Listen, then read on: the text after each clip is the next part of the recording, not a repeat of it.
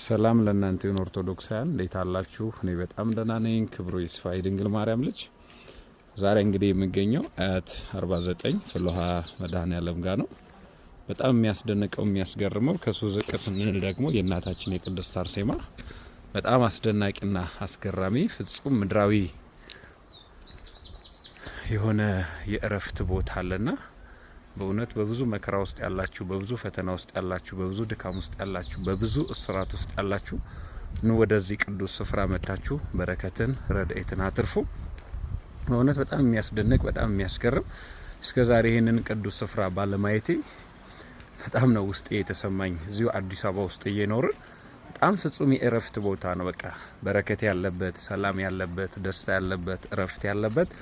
ዛሬ እንግዲህ የእግዚአብሔር ቅዱስ ፍቃድ ሆኖ የገዳሙ አስተዳዳሪ ይህንን ቅዱስ ስፍራ መጥቼ እንዳይ አድርገው ነው ይህንን ቅዱስ ስፍራ ያየሁት።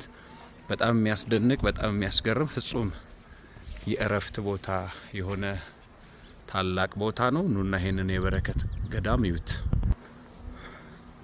በጣም አስደናቂ አስገራሚ የእረፍት ቦታ ነው። በእውነት ነው የምላችሁ፣ ፍጹም ሰላምና እረፍት ያለበት ገዳም ነውና ኑ ይህንን በረከት አገኙ፣ ፈውስ አገኙ፣ ድነት አገኙ። በእውነት በቅድስት አርሴማ የምስራች ተሰማ።